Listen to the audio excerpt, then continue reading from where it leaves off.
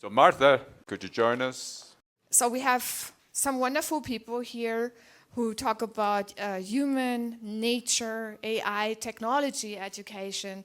And Jean-Philippe already had the opportunity to basically present before, but I see many new faces here. So I'm afraid you have to talk about your passion again, and we'll talk the entire time about your passion. So maybe you start who you are, what your passion is, what your connection to AI is, because the WEF is all about AI today, and yesterday, and the next days. Please. My name is Suren Movsisyan. I was building different AI models since 2014-15. Yeah, it's really a big passion of mine because I really found fascinated when I first learned about AI. At the time, there wasn't too much development, so I started firstly with the biggest project was in the music AI. So I started building it for like 4 or 5 years, just checking different LLM and other models that were in the market at that time. But besides music, then I experimented with other AI humans and other areas as well, which we'll discuss later on. So some of the achievement, I was listed by Forbes for the under 30 EU in the final list. I mean, I didn't win the list, but at least made until the finals. Then I built literally the world's second largest clubhouse club. At the time, it had like 57,000 members, Startup Battles Clubhouse. Then I created also AI fashion try-on application, and it got over 650,000 members, like users, literally from over 15 countries worldwide. And then I was experimenting a lot with Web3, NFTs, and AI. Like I created some, I don't know, I think some innovative and crazy NFTs that didn't exist at the time. Yeah, really excited to be in this panel, and yeah. So this panel is, as always, people know me, is unscripted. So you want to go second? Apparently, yes. Yeah. So, hey, good evening. My name is Philippe Sejalon. I'm one of the co-founders of the Engage Institute. We're based in Zurich and Hong Kong. And what we do is innovative training for the insurance industry. Which is very good, because I come from insurance and banking some time ago, and I think it's always good. We need some innovation and we need some education about products. So now we have someone very special, because you are a bit out of the box in terms of ontological, you say it better, but he's a bird watcher. That's more simple to say. And he has explained before that when you have a Shinkansen train, how the Shinkansen train in Japan, with which I also traveled, is so fast and not making any noise. Does anyone know here? Has anyone watched this before? Maybe you can explain. Yes, so I'm Jean-Philippe. I have a startup in AI called AccentJ.ai. And we're headquarters in Brussels, and we have an office in London, and we operate globally. And normally I don't say that, but I have a PhD in demographics or statistics. But I always say I'm an ornithologist, because all my inspiration in AI is coming from nature. So nature is the biggest inspiration source for me.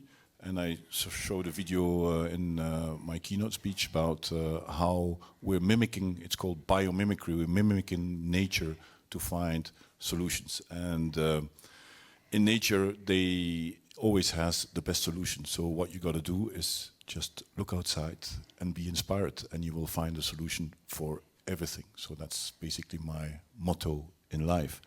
And I like the video that we will see in a minute, because we have 2 hashtags with our company.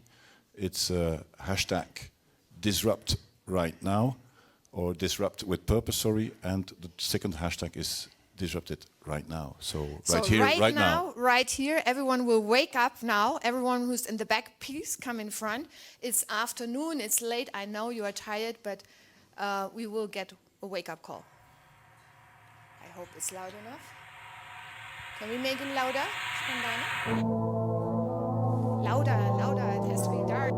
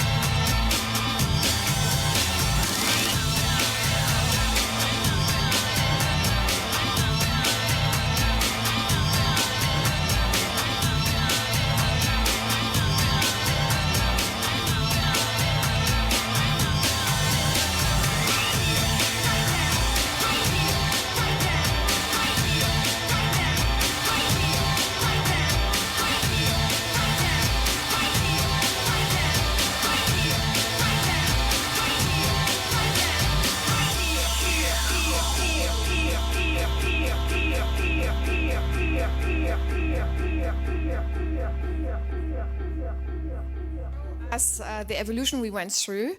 That's why I said instead of Shinkansen, I said Schimpansen, because I had already the video in my mind. And the inspiration for this came actually from Jean-Philippe when we talked before. He said this was also part of the creation of his company, where they do the biomimicking, as he described before. So we were talking about the kingfisher bird. I'm not so much into birds, but I got this. So the kingfisher bird has this very, very long nose and can dive from top up into deep waters. And when you copy this, then it's actually quite beautiful because he can do that without any noise. And this huge train, very fast train, can also go by speed without any noise. And in AI, we see a lot of copying of what our brain has. And we've also talked before, and when I was on other panels, we were discussing the neural. I have spell difficulties today, it seems. Neural languages, and also how your brain and all the 1,000 sensors you have in your brain connect everything. You were also talking about ecosystems before. So maybe we take this as also a part of the discussion, which is, in my view, the discussion we have right now. And right here is we have in the WEF, we have AI and trust is one thing, but how can we use AI to have an impact on humanity and on us? And what kind of impact do we expect? So maybe you go first, Philippe, in education. So what do you think is the biggest impact AI will have, the future of work, and how do we cope with everything which is happening right now? Right here, right now. Yeah. Basically, that's exactly this thing. When you use your smartwatch, it's your little co-pilot. It gives you advice when you need it. That's the ultimate level for training in our mind. Training, you know, when you go for 1 week of training, you learn things, and then the next week you've forgotten everything. Yeah, exactly that. Now, yeah? It's called fizzle. It fizzles. Now, you don't want it to fizzle. You want to be here, right now when you need it. So the best training is when you need it. So if you're working, and I know I'm going to have a client meeting, for example, I go to your company, and I'm going to pitch my products, for example, selling training services. The best training is that when you're going to need the training, it's going to appear right now. So that's thanks to your watch, thanks to a little genie in a bottle being there. So that's how AI can really help you, by anticipating your need and being there and delivering the right message at the right time. Yeah, some people would argue, however, that it's also total control because it will tell you what to do and what not to do. A bit. Yeah. No? No? Well, I think it gives you some inputs, and you're the one decide. It's a co-pilot. You're the one to decide what you're going to do with these inputs. No, I'm a total addict to AI, but I think there are also reasons we have to consider. So maybe I ask you what you think about it. Total control, dystopian, utopian future we have, and how do you make sure that what you said in education, or some of you might know the human AI pin. I don't know if you know. Yes, the human AI pin is a beautiful pin, I would say, which eventually replaces the smartphone, and so it might not be the Apple Vision Pro. It's a little pin. It's called Human AI. So please Google when you haven't seen it. And it's out there now. So you can buy it for $700, $800 US. You put it here, and it tells you everything. Human AI pin. And the founder is an obviously Apple person, wonderful. And what he says is, I don't want to wear something on my head to have this contact with people. I want to talk to them. And that's why it's a pin, and you hardly see it. And it does everything for you. So it does the emails, it does the phone calls, it does your whole entire life. It's extremely, I would say, advanced. Obviously, you have to train it, but have a look. So, yeah, just a note on the human pin. We were discussing with a friend of mine, Caroline, the other day. So I think it's limited by geography right now. The human AI pin, it's probably only available for US, like a telecommunication network. You can order it here, but you have to have a US residence address. Yes. So yeah, but I hope, again, like as we speak about AI limitations, ethical and other aspects of AI, I think that's another thing as well. The massive adoption will come as it goes also geographically viral, so at least geographical coverage increases. So and then the other day I noticed another similar solution. It was Rabbit or Rabbit 2. So they I think they are more available, at least in Europe. So they kind of try to. There's already fierce competition, I can feel. So that, which means if it wasn't a working or interesting product, it wouldn't have competition, right? So I can feel already a lot of competitors rising.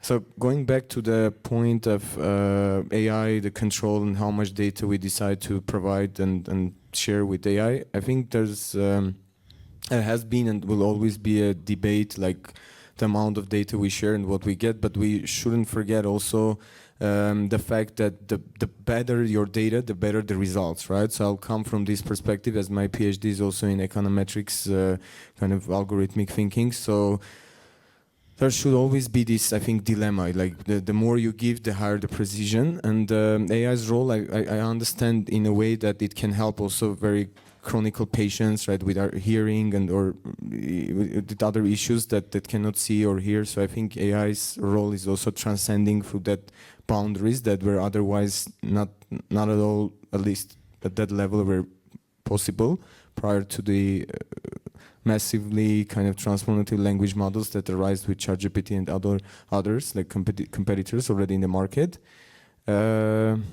Yeah, I think it needs regulation as well. So I think we need to find a way not to intervene in regulatory frameworks to the innovative path that it took to raise, but still have some sort of a regulatory frameworks as well, because there's always going to be those bad actors, right, in any industry. So we can't be kind of secured with AI as well. It's just always like the use cases, like you use it for good or bad purpose. Yeah, so data is a very, very big thing. So you Yes. mentioned it, healthcare is one of the biggest topics. Exactly. We have very scattered data. I was at a longevity lunch yesterday, and it was amazing, obviously, AI impact on healthcare and how your immune system with all the data can be analyzed and what you can live basically until whatever, but at least 150 years, we know that from our body. It's not difficult.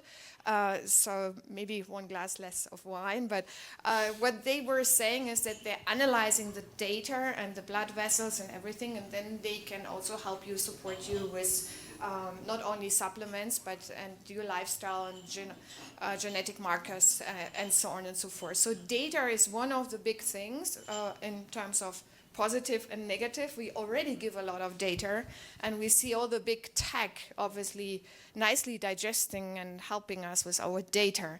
So Jean-Philippe, what's your view on, let's say you have a very great connect to nature and you are very much into mimicking and AI as a tool for that. So what's your view, what's the best use cases you would say where we can use AI? It's a very big question, but I thought it's a big question for you is just right. You're right. So I work already more than 15 years in data. So I used to have a big data company before that I sold to Dun & Bradstreet, also a small data company, and I'm being a little bit ironic now. Yeah. This is for you. Yes. So data is the base of everything. It's the best thing and also the baddest thing that can happen. So it's the door swings both ways, because in order to make prediction to use AI, you need to access the data, but the data is changing every second, so it brings a lot of difficulties with it. So that's one part. But the first thing I wanted to say is the world of tomorrow will be the world of AI assistants. It doesn't matter if it's a pin, if it's an app, if it's a website, if it's a whatever, a device. We all have today Alexa in our living room or in our kitchen. Well, this is the first step. You'll have, whatever you're doing, you'll have an AI assistant. If it's for sport, if it's for history, if it's for your health, if it's for doing business, you will have that. And obviously, you will need to train it. So you will need to give feedback. You need to have to give input. Today, the AI world is owned by data scientists. I'm a data scientist myself, and this is wrong. It shouldn't be owned by data scientists. And it's owned by data scientists, and we have a lot of fear of AI because it's always black boxed. So you don't know what is coming out of the data scientist. You don't know what is coming out of the algorithm. You don't know. So one of the first steps to make AI more acceptable in the day-to-day life is be transparent. Show how the machine is working, because what you know, you're less fearful to what you're not knowing. This is logic. So today told that in my keynote speech is that one of the best products today, which has an AI embedded, is Waze. Everybody is using it, and you have multiple of data in there coming from satellites, coming from carts, coming from traffic, real-time traffic information data, and you're giving feedback. So basically, the video we just saw is a gigantic algorithm. The Earth is a gigantic algorithm. It's an algorithm that exists already for 4 billion years, and it's called reinforcement learning.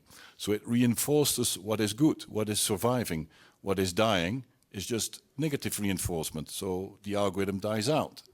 And that's basically what we do on Waze. We say, good, the car is still there. Good enforcement.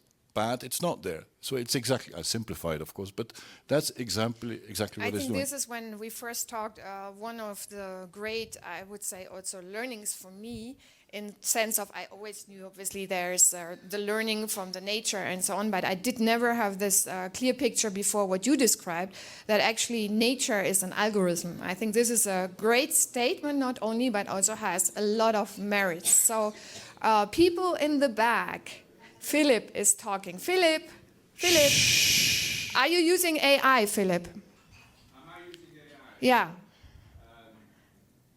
Probably.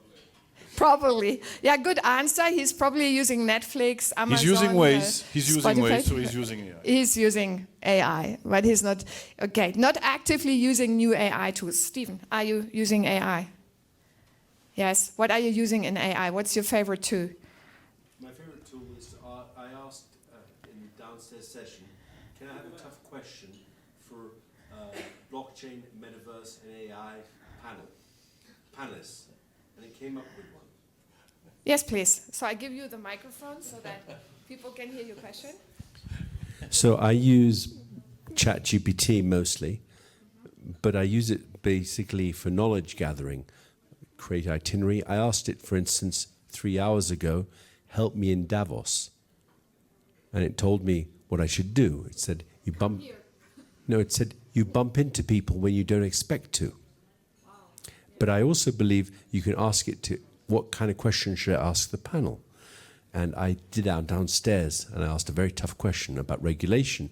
Even earlier, the last panel before here, that's a ChatGPT question about who should be regulated, privacy. So I like using ChatGPT and other AI specifically to allow me to expand my knowledge on subjects I don't have enough knowledge about. Fantastic. I think this is the best use case if you use ChatGPT not as Google, but as we would call it, ideation. So you can have new ideas. That's also what I use it for. I use it for research, but I check all my sources, obviously. But that's a great example. Everybody was saying AI will never replace creativity. And what is it replacing the first thing? Creativity. That's exactly what you guys are doing. May I just add one thing, please? Yes. So, now you're going to get access to my private life. So there was a program on Netflix called The Diplomat, and it ended on a cliffhanger. So I said ChatGPT, and then there was a strike, and there was going to be at least a year before another edition would come out. So I said, ChatGPT, what happened to the next series of The Diplomat? And it wrote the entire script of the next series. So I think people haven't really realized all the things you can do with AI. But one thing's for sure is the actual potential has still not been revealed. That's also a second line I love to keep. The potential of AI is yet undiscovered. So if you take the first one, that nature is an algorithm, the second one, the potential of AI has yet to be discovered. I think we have already two core keynote talks we can talk about forever. And actually also in healthcare, we talked about it. One woman, I don't know if people know that here, a mother had also a child who was very, very sick and didn't know what the child had. She went to 11 doctors. She got 11 reports. No one could help. She plugged them all into ChatGPT. And it's not a lie. I mean, it's reality. She had no clue about, medicine. She was not an academic. pandemic, and ChatGPT recommended, based obviously on all the different doctors who don't talk to each other, you have to go to this and this person, and then this person, the specialist doctor, could help. So these are the kind of cases which always like make me wow, you know. I'm not saying ChatGPT should be the new doctor, but I do think there are a lot of cases we haven't discovered which are really, really beautiful and changing not only our mind, but also changing the way we interact. So from your educational background, a lot of people complain with AI that it's this kind of one-way street, and when they first go to AI, everything is wrong when what you get as an output. So as I said, the sources are wrong, and how come? So what would you recommend people do when they do education with AI? How should they approach AI? The big animal AI, how should they go about it? And you said you give recommendations to Swiss Re, to Helvetia, to other very exciting insurance companies, how they should educate their people, their clients. So how do you go about it? Very simply, look at nature. I mean, the way we've been learning has been, you have the one person who knows everything in the front, and you listen. That's how we've done that for hundreds of years. And we learn by failing. Nature learns by failing. So we need to give the chance of people to make mistakes, to try things, to ask, to explore things. So what AI does in that case, as you said before, it gives you, we can set you in a, for example, we do training for risk management. Okay, so you have to learn how to do underwriting of a risk, how to assess the risk, and then to deliver a rate, say it's going to cost that much. So you go to a factory and you're going to make mistakes. So AI can just start seeing how you behave. You're going to analyze this factory there in Brazil, then in China, and you have to say it's going to cost that much for the reinsurance value. So you have a different game that you're going to go through, and you're going to say, oh, but here, there's a fire that could start. Here, there is maybe some water leakage that could go. So AI can set up, based on your own behavior, adapt the scenario, adapt the story, adapt the Netflix story to you, so that you're going to learn what you actually need and not the script that everybody else is going to go through. So it's mass customization. Yeah, and Stephen, I think you will write the next Diplomat series, and you can also now create it in with AI, so they don't even need the actors anymore. And people who know Stephen, he comes originally from the not video, but movie industry, very heavily film industry. So that's a good way. That's probably also why you're a bit of an addict of these short stories. But AI, I think, is, in my view, when I started to train with AI over a year ago, so really also doing the stuff myself, what sometimes we forget is it's not a linear relationship. You always have to see it as a relationship. You talked about the AI assistant, you talked about the co-pilot. So it's a circular relationship. So it's like a little child. You train, like when you train your assistant, you train also, or your child, you set also how you train people. You let them fail, they do it again. So try and fail, but never fail to try, so to speak. Yeah? So you always have to have people also, let them make the mistakes, not only listening. Listening is not the way. Also today shouldn't be a one-way street. So maybe picking on someone else. The next question, yes. I have a very fundamental question. Very, very fundamental. Can I offer you this? Yeah, I have a very, very fundamental question. And if you can explain in a very simple way, I would be very glad. What is the difference between artificial intelligence and machine learning? Very good question. Machine learning is part of AI, so that's the first step. So it's not and, it's part of AI. And machine learning, maybe I will explain machine learning a little bit in a simple way. You have different types of machine learning. So you have supervised machine learning and unsupervised machine learning. Unsupervised machining is mostly connected as a synonym for AI, which is not entirely true, but okay, I'm not going to dance on commas. So unsupervised machine learning is, for instance, you give an algorithm to a machine and it evolves without any human interaction. In my keynote speech, I gave about the difference between a husky and a wolf. That's typically unsupervised machine learning, and the result should be, the KPI should be 90%, for instance, correctness of the output. So, and then you let the machine train itself on billions of data. It was there, Google Images, so and they could see this, the difference between, or it should train itself the difference between the husky and the wolf. But it's very difficult. Ears on the same place, tooth on the same place, or teeth on the same place, etc. Fur, different color differences, white wolf, black wolf, gray husky, dark husky, etc. So it's very difficult. So the machine needs to train, and that's why it costs a lot of energy as well, and CPU power to train all that, all to crunch all this data. That's why we have deep learning models, neural networks that we use for that, etc. And then it comes up with a result. And we hope that the machine is getting better at it. And then you have supervised, so where human interventions, and that's typically like ways where you have feedback. You give feedback. Is the object still there? Is this still happening? Is this correct? Is this not correct? So this is what supervised machine learning, and it has different purposes. In business, I would not suggest unsupervised machine learning, because tomorrow it might snow and you might take a different business decision, and the machine would never predict that. So you go with supervised. That's why you give feedback. So these are the typical, but it's all part of AI. And that's what I'm saying, is AI is very blurry, and 90% of the AI in the press is not AI. So it's... Yeah, you had one beautiful chart where you showed on the top AI and then the different, so it's let's not AI. say, It's business terminologies. intelligence, advanced analytics, whatever you can call it, but it's not AI. Yeah. AI, you need at least evolution.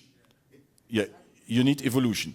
Unsupervised, supervised, whatever, you need things moving forward. So that's to me a big difference with AI. Then you have biohacking, you have other chapters in there, but so it's quite complicated. But it's very difficult to explain it quite simple, because people tend to go into the details and then it's getting very blurry. Sorry, I have one more question based on this, and I think you are the right person to answer this, hopefully.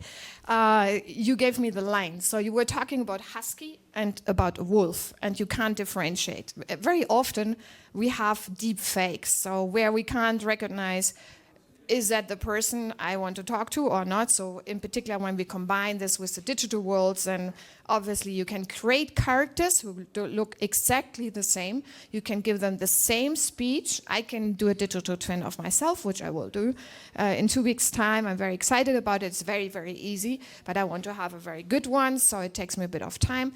So what do you say, how do you deal with deep fake? And how do you control deepfake? Apart from regulation, we're all calling for regulation, but poor regulators have all no clue what they regulate. So let's be fair. So what's your view on deepfake? Also with elections, we have seen that, manipulation. Can you comment? That's a great question, thank you.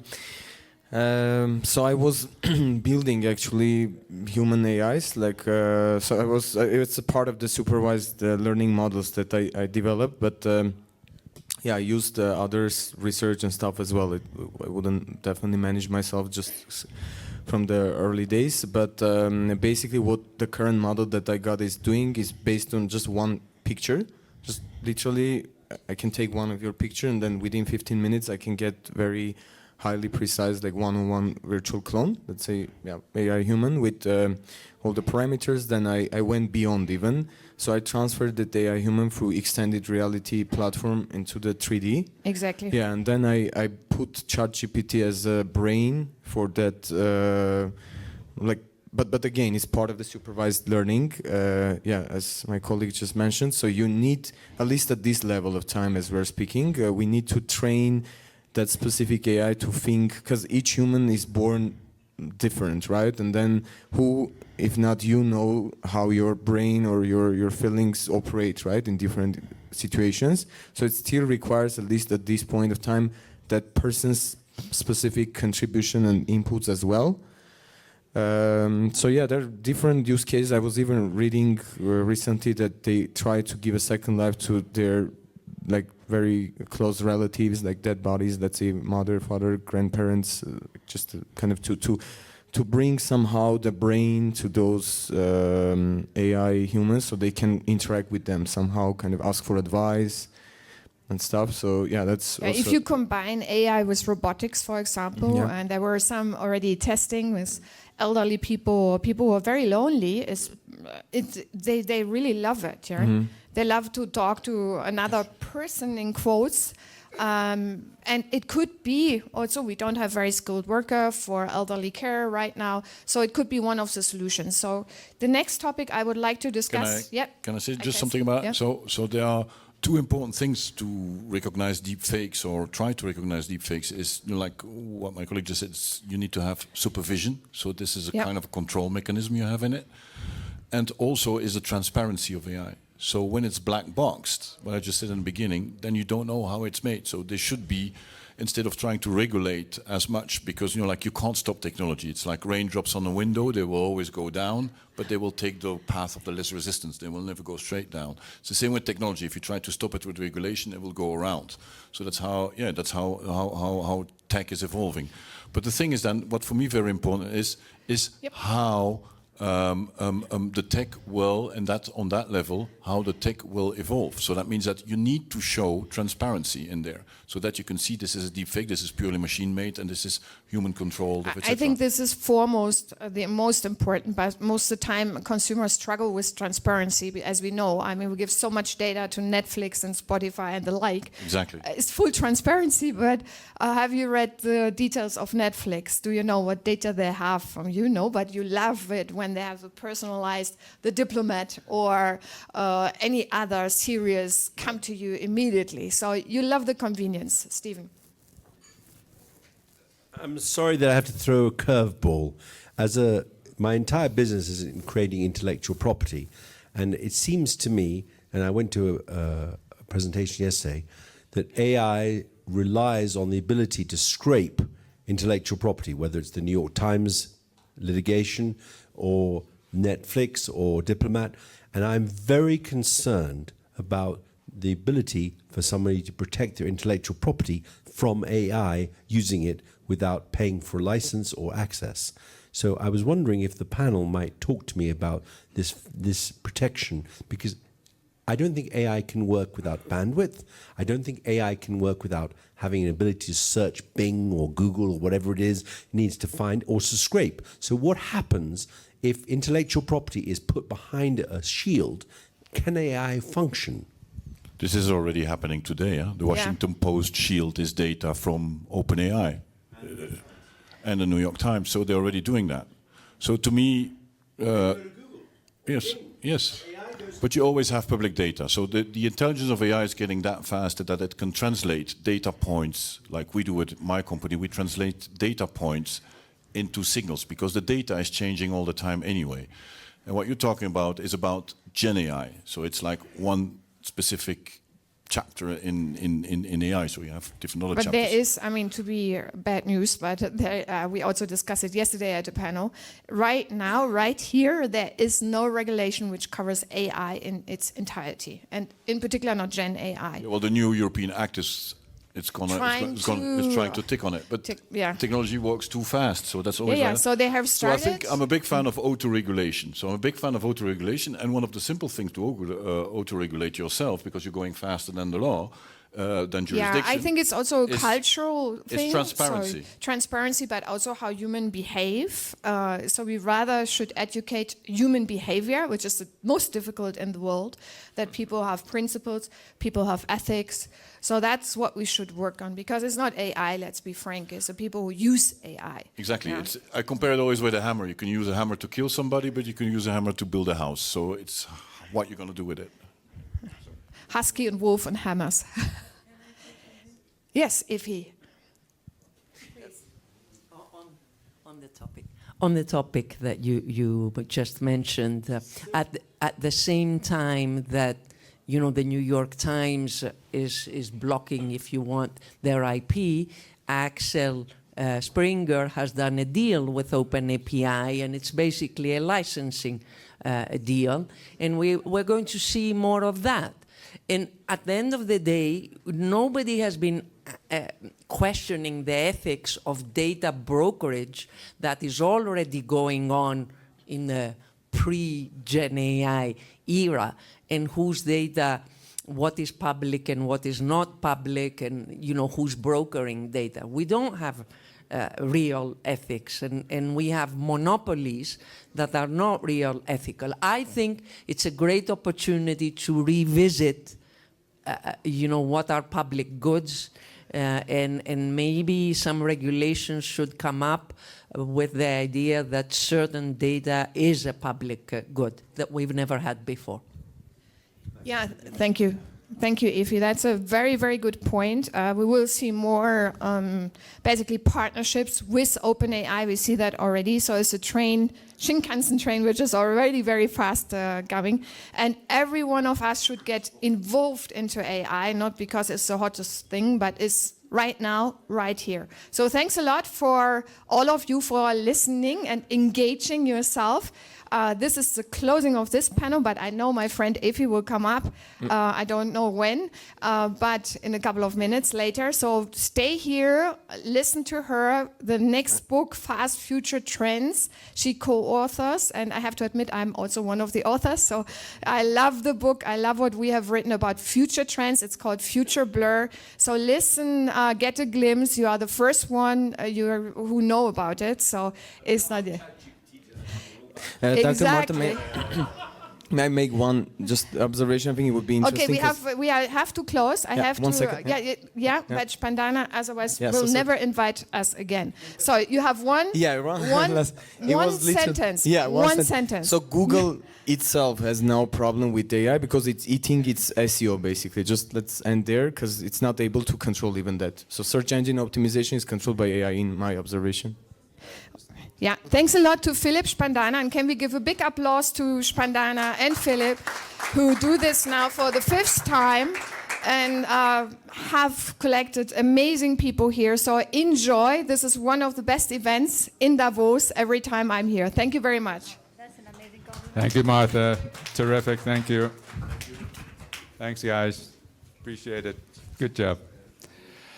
So, to finish the day, we have some more pitching.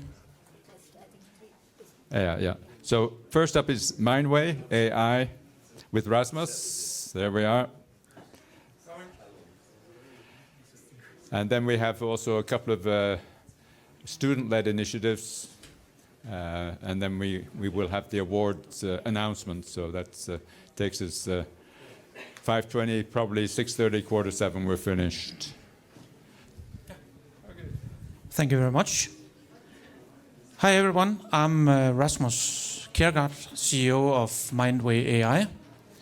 So I'm here to tell you a little bit about how we apply AI for a specific vertical.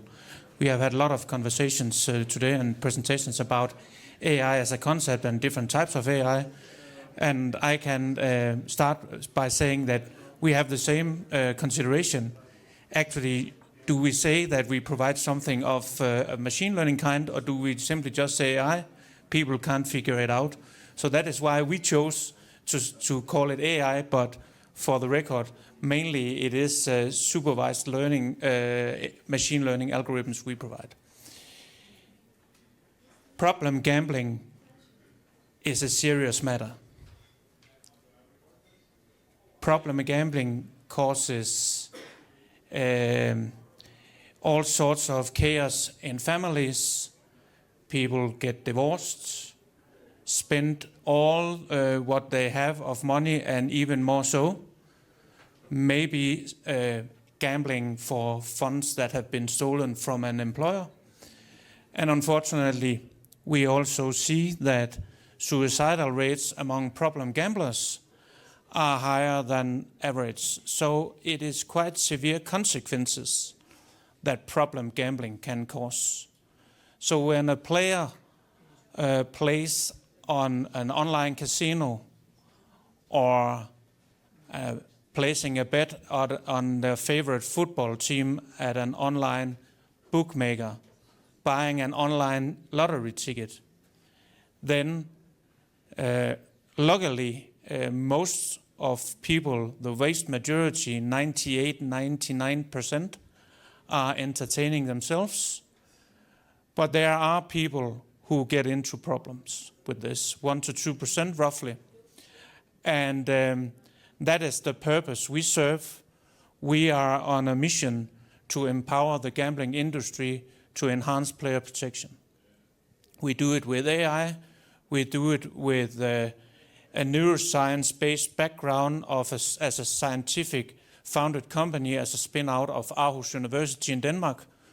We are operating with our headquarters in Denmark. When I started at Mindway 4 years ago, we kind of started from a blank piece of paper. We had no contract, we have no customers. I personally issued invoice number 2 in the company. So we used to be a startup, but now I think we might begin to call us a scale-up based on my experience today. So now we were founded based on 10 plus years of research in neuroimaging, neuroscience, and problem gambling. As per today, we have solutions running in 37 countries on 4 continents: Australia, North, South America, and Europe. Also soon have solutions running here in Switzerland as well. And the algorithm, our game scanner solution, patent pending for the record, which I'm going to talk about a little bit more detailed, is currently detecting and monitoring 7.7 million active players a month, with definition of an active player being a player who actually places a bet that generates revenue with a gambling operator. We work with local national operators soon here in Switzerland and other countries as well. In many countries, mostly also more regulated countries, we work with regional operators who have a number of jurisdictions they cover, but we also work with multinational operators as like Entain, the company owning brands like Ladbrokes, bwin, and Coral, if that is of knowledge. In particular, Entain, I will emphasize, our game scanner is an integral part of their quite widespread global responsible gambling player protection initiative or strategy called ARC. So that was a little bit about what we have achieved so far. Our business model is based on the fact that it's based on recurring revenue. We get a little fee of each active player we detect for the operators. Nowadays, when I started, we were 3. Now we are 18, 15 in Aarhus, Denmark, and 3 business development people, 2 salespersons and marketing based in London. So when we present how we apply AI for detection of problem gambling, I noticed the Google guy, is he around? No. He talked about cat pictures, and the way we explain what we do and what we provide with AI is that obviously for all AI persons developing AI solutions, it's pretty easy to develop a solution to tell whether it's a cat or not in this cat picture. The challenge is when it comes to detecting gambling behavior, this behavior is individual per human. And even more challenging is it that there's no specific definition to what to look out for in terms of detection of problem gambling. So we wanted to put in this individual human behavior detection into something that is much easier in a larger scale to build in as targets. So what we have invented, and that is actually what is patent pending, is the combination of use of human psychologists working on responsible gambling and problem gambling treatment with AI. So basically what we do is to ask our team of psychologists, who can also be local. For instance, in Switzerland, buying power is significantly higher than most other jurisdictions. So that could be a cultural or a local thing we would tailor into training an algorithm. So when we train our algorithm, we use the psychologists to do so. And that forms actually the very strong target. It also gives us the opportunity to see signs of the gambling behavior much earlier, to be able to also do a much more individualized detection of the gambling behavior. And imagine a world where we were able to actually reach out to a player even before coming into problems, just because we were able to see signs of the gambling, signs of problems in the gambling behavior. Let me see if I can get this work. Yeah.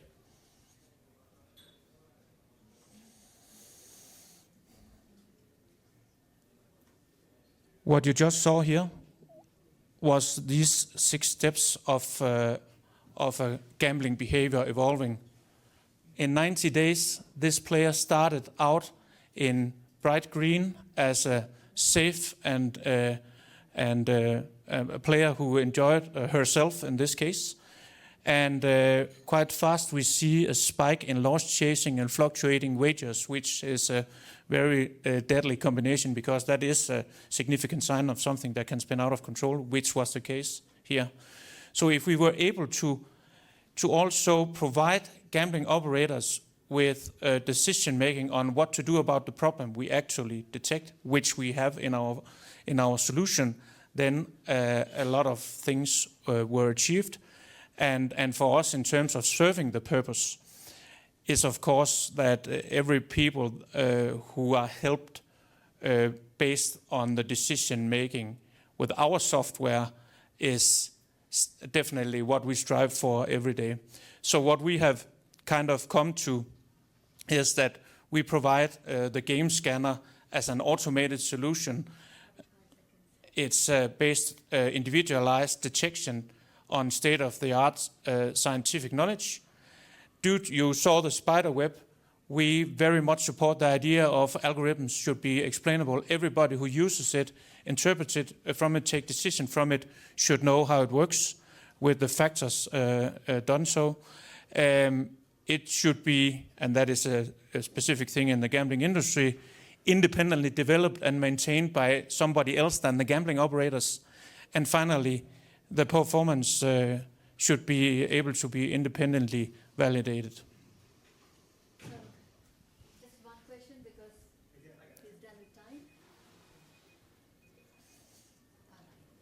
Sorry, the other mic battery got over, so they just reach it. My question is about the personal data. How do you track a gambler? I mean, do you have a device on the gambler? I don't quite understand that. And then there is the question of those are personal data, GDPR, etc. I don't know. I mean, they're very sensitive data. Oh, that was one with diamonds. Nice. So, a great question, thanks. First and foremost, the way it works is that we have our algorithm sitting at the back end of the gambling operator. So we get all the data from the gambling platform. So if you have placed a bet or used a slot machine, then the data is transferred to our solution. In our solution, we don't know who you are. We know your gender and your age and your customer ID at the gambling operator. Also, most of the solutions, normally gambling operators are reluctant that customer data should flow outside of their control. So actually, what we provide, and that is different from our competitors, is a solution we deploy in the gambling operators' IT environment to avoid such problems. Yeah, thank you. You're welcome. All right. Thank you, Rasmus. So we bring Sanjeev Kumar back up to present Harley Street Healthcare. Thank you. I'll try to finish it in a few minutes. This is not a pitch because I'm told by my legal team we don't qualify as a startup. We've been around for a long time, so apparently that doesn't qualify you as a startup, and it's a good thing. But I thought what we'll do is maybe this will be a call for action because this is a pain that we feel as a healthcare company, and the pain is you can have we have 20,000 plus customers who are our patient, Even if you put them on, we had yesterday a lot of discussion around age management, longevity, wellness, healthcare, you name it. We are a product of our habits and choices. So almost 70% of our health conditions that we develop comes from bad lifestyle choices that we make. So even if you put them on a very, very strong personalized program, care program, what happens is people start to slack. And it happens. I've done that to myself. And guilty as charged. So what happens here is we decided that we will incentivize our customers, meaning our members. And the way to incentivize was either we reward them or we give them discounts, but that didn't work. So what we did is we tried this pilot program called Harley Wellness Dollar. And this is where the call of action is. Call of action is to work with the guys in the crypto industry, guys in the AI industry, insurance companies as well. So what is Wellness Dollar is a repurposed kind of reward system. And what is that repurposed reward system? So all of our customers automatically qualify for a basic Harley Wellness Dollar. Then if they continue to invest in their health and well-being, then we reward them monthly as well. And then what happens is, if they want to use that wellness dollar, they can spend it on our Harley e-marketplace, where we have all the health and wellness products, etc.